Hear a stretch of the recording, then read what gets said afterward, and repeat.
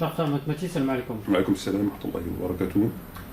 Vraisemblablement, la loi sur l'interdiction du port du niqab dans les lieux publics devrait être votée prochainement. Donc certains trouvent cette loi islamophobe et j'aimerais que tu nous donnes ta position et ta réaction à ce niveau-là. Donc, a'oudhu billahi minash shaitanir rajim, bismillahir rahmanir rahim, wa salatu wa salam ala sayyidina Muhammadin wa ala alihi wa sahbihi ajma'in, wa salam alaykum wa rahmatullahi wa barakatuh. Le salam à nos frères et sœurs et le bonsoir aux éventuels non-musulmans qui nous écouteraient. Salam alaykum wa rahmatullahi wa barakatuh, chers frères. Ben écoute, mon frère, on avait parlé dans des vidéos et dans des textes précédents. Moi, j'ai du mal à comprendre le raisonnement, si raisonnement il y a de la part de la communauté, si communauté il y a en France, puisque on est chez les koufars, on est chez les non-musulmans, et ils ont parfaitement le droit de légiférer en ce qu'ils estiment être juste ou nécessaire.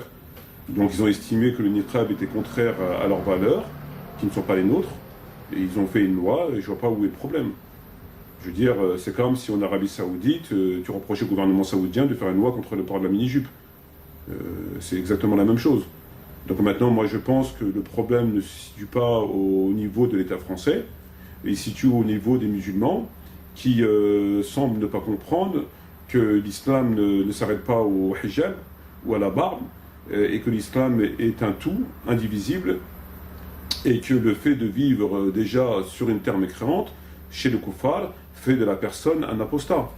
Donc c'est une science que personne ne remet en question, et à partir de là, tu es déjà en infraction par rapport au shirk de vivre chez les kuffars, par rapport au fait que tu ne peux pas payer la zakat, puisqu'elle doit être versée obligatoirement à l'État, en l'occurrence à l'État islamique, lequel n'existe pas. Tu ne pourras jamais aider tes frères, donc tu seras tout le temps là en train de manifester avec une pancarte, etc., mais tu ne pourras jamais aider tes frères, puisque tu es démuni de puissance militaire, etc., et tu ne pourras pas ordonner le bien au sens réel du terme, puisque tu vis justement dans le mal. Tu payes des impôts qui servent à faire aussi du mal, qui servent aussi aux militaires pour tuer des musulmans à travers le monde, et notamment la chasse contre Ben Laden, etc. Il y a d'énormes conséquences, et des conséquences extrêmement dramatiques, dans lesquelles on est tous quelque part complices. Alors après, il ne s'agit pas de juger, il y a des gens qui le font de plein gré, ils se soucient que très peu de tout cela, il y a des gens qui, comme moi, essayent de sortir de cette situation. Donc moi, j'arrive pas à comprendre pourquoi les musulmans qui vivent en France semblent heurtés dans leur foi, alors que la foi, elle est déjà piétinée depuis très longtemps par leur pratique, qui est une pratique tout à fait bancale, tout à fait nouvelle, qui consiste à pratiquer à peine 3 versets. Donc j'arrive pas à comprendre. Donc ou bien on est musulman, et dans ces cas-là, on essaye en tout cas d'appliquer le Coran et la Sunna tant bien que de mal. Dans ces cas-là, je comprendrais que bon, on est encore davantage touché dans un certain nombre de choses qui sont contraires à l'islam, mais en tout cas, à côté de ça, on fait un travail, etc. Ou bien on accepte, comme la plupart des musulmans en France, de Belgique et d'ailleurs, de dire que notre pays c'est la France, et qu'on vit en France, et qu'on a intégré, qu'on écoute les discours, qu'on ne condamne pas d'ailleurs de Tariq Ramadan, d'Annie Ramadan, des imams, des mosquées, etc. Donc on ne condamne pas, et qu'il faut accepter. Il faut accepter le gouvernement comme étant notre gouvernement, comme étant notre calife, comme étant notre autorité légitime. Mais il faut arrêter de jouer sur les deux tableaux. C'est pas possible. Ou on est musulman, ou on ne l'est pas. Ou on est pour la constitution islamique, ou on est pour la constitution française. Ou on est musulman, ou on est chrétien. Mais il faut arrêter un pied là, un pied là, un pied là, un pied là. Donc le problème, à mes yeux, à moi, n'a aucun rapport, ni de près ni de loin, avec l'autorité française ou demain la Belgique, puisque paraît-il, s'apprête aussi à voter une loi dans ce sens-là, et je pense que beaucoup de pays européens vont suivre. Il faut arrêter de montrer, de tout le temps désigner l'autre comme étant le coupable. Alors l'autre, c'est l'État français, parce qu'il ne veut pas nous laisser pratiquer c'est quand même... ils s'estiment être de bons pratiquants, dès qu'on leur laisse pratiquer la prière, le ramadan, et porter une niqab, ou mettre leurs photos sans hijab, avec le hijab sur une carte d'identité. À partir de là, ils sont contents. Ils sont contents, ils sont satisfaits. Et le reste, ils n'ont pas vu Dieu dans le Coran, est très clair. Prendrez-vous une partie du livre et laisserez-vous l'autre partie. Ceux qui font cela subiront l'humiliation ici-bas, vraisemblablement c'est ce qui se passe, et seront repoussés au plus dur du châtiment le jour de la résurrection. Cet islam à la carte n'existe pas. Donc il faut arrêter de montrer tout le temps l'autre comme étant le coupable. Alors l'autre, c'est l'État français, c'est les Américains, c'est les sionistes, c'est les Juifs. Les médias, ils manipulent les trucs, machin, mais les médias, ils ont travaillé pour avoir ces médias-là, ils sont à eux, ils défendent leurs intérêts, même si on n'est pas d'accord avec les intérêts, ils sont quand même en droit, ils se battent pour leurs intérêts, ils se battent pour des valeurs à laquelle ils croient. Donc ça, on ne peut pas leur reprocher. Et pourquoi eux, ils ne se battent pas pour leurs propres valeurs, pour leur religion?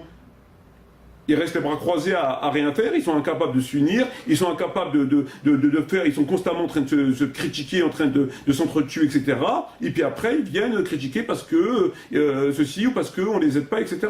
Qu'est-ce que ça veut dire tout ça? Est-ce que le prophète, lorsqu'il vivait à la Mecque, à Salam ou à Médine, est-ce qu'il allait pleurnicher auprès des rois perses ou auprès des juifs, etc. Non. Il était prophète, il était musulman, il pratiquait sa religion pleinement, et puis ça plaisait ou ça déplaisait. Aujourd'hui, pour être un bon musulman, on leur dit, un bon musulman et un bon citoyen, il faut que notre islam plaise aux non-musulmans. Depuis quand? Ils ont appelé à voter Beyrouth, ils ont appelé à voter ceci, ben voilà le résultat. Voilà le résultat. Donc il faut qu'ils se tournent aussi vers ces gens qui constamment leur disent, un bon musulman, c'est un bon citoyen. Intégrez-vous, il n'est pas contraire à la religion, et qu'ils aillent les voir pour qu'aujourd'hui ils les défendent. Pour qu'ils leur disent, non, il ne faut pas que ça... Et puis si demain ils interdisent le hijab ou autre chose, eh bien, ils vont les voir. Ils sont où ces gens-là qui parlent constamment, qui sont censés avoir l'autorité de la communauté musulmane, avec les millions qu'ils engrangent, comme l'UIF et les mosquées, ils sont où? Ils sont impuissants, ils ne sont même pas capables de régler ce petit détail. Parce qu'ils n'ont aucune influence, il n'y a pas de lobby. Ça aurait été des juifs ou je ne sais qui, peut-être cette loi ne serait pas passée.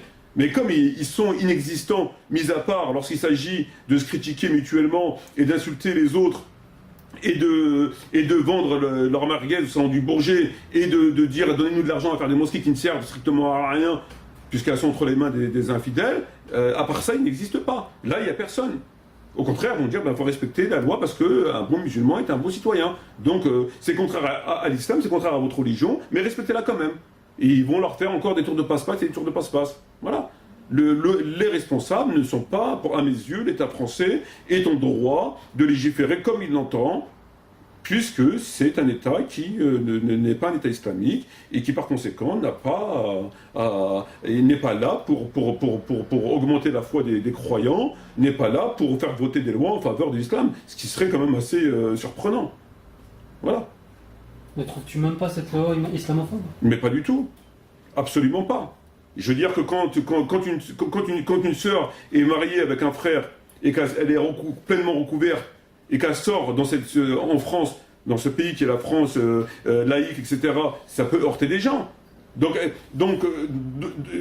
je veux dire, il est quand même plus choquant de voir des musulmans qui vivent en contradiction avec leur religion, qui sont carrément éloignés de leur statut, qui font d'eux des musulmans, et qui touchent des allocations familiales, qui perçoivent des APL, etc. Donc tout ça, ça ne les dérange pas. Non, il faut arrêter. Il faut arrêter. Il faut arrêter. À partir du moment où tu te mets dans cette situation-là, il est logique qu'il faut que tu t'attendes à des concessions.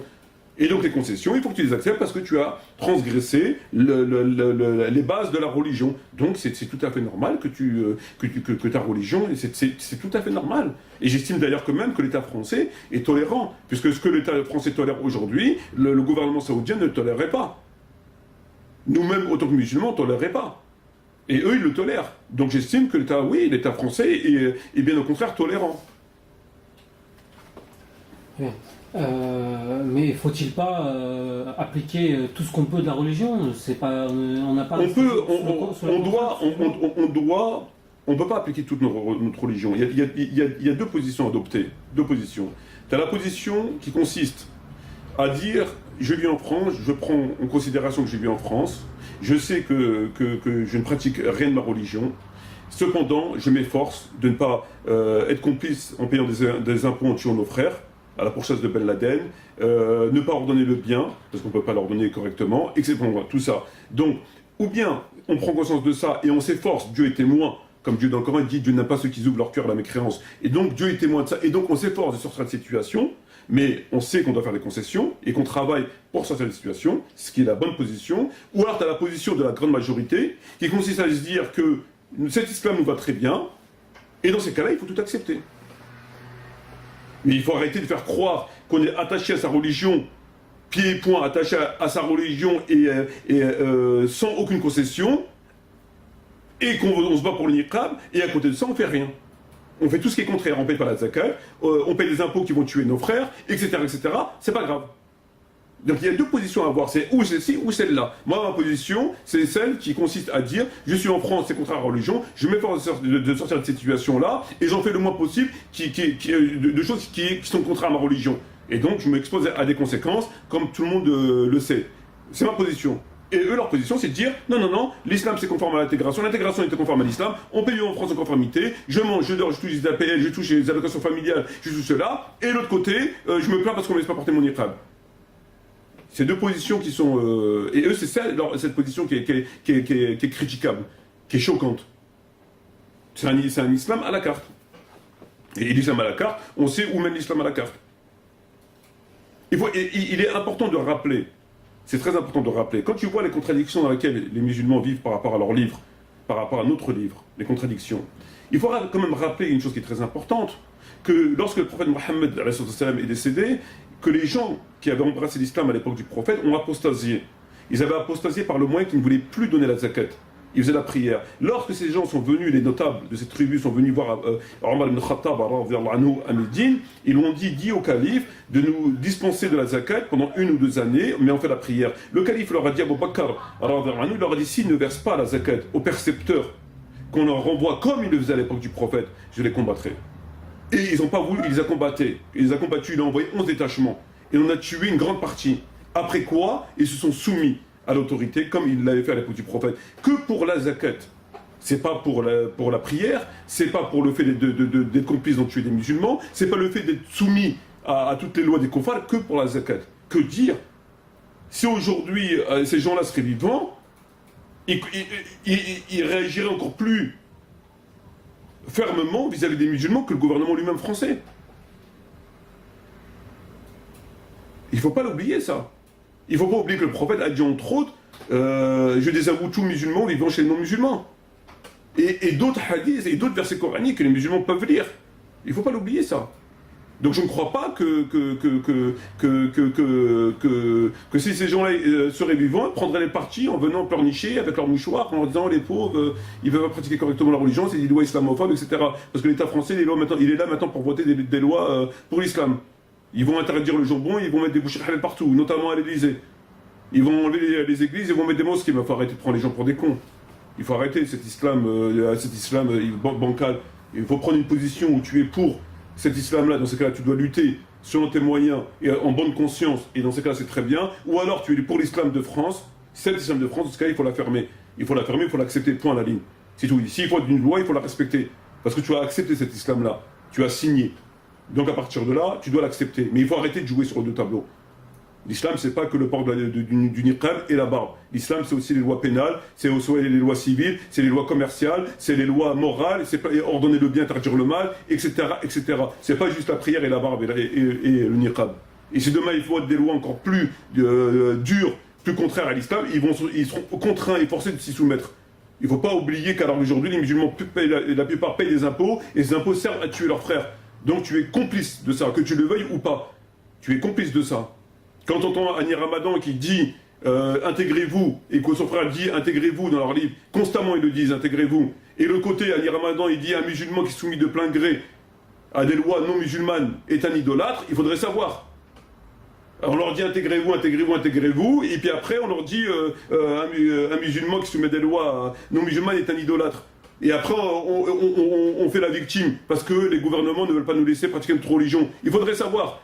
Ou vous vous intégrez, dans ces cas-là, vous acceptez tout ce que l'État fait, parce que c'est votre État, vous l'avez reconnu, ou bien vous estimez que ce n'est pas votre État, dans ces cas-là, il faut s'éloigner le plus possible. C'est tout, il n'y a pas d'autre discours à tenir. Voilà. Certains de nos frères et sœurs estiment que c'est une épreuve. Alors moi, d'après ce que j'ai compris, la définition du mot épreuve, une épreuve, c'est ce qui t'atteint lors de l'accomplissement de ton devoir. Or, là, c'est pas une épreuve, pour moi, c'est une punition. Lorsque tu te mets en contradiction avec le Coran et que dans cette position-là, il y a des conséquences qui te retombent dessus, c'est normal, tu ne respectes pas l'ordonnance, et donc il y a forcément des conséquences, c'est une punition.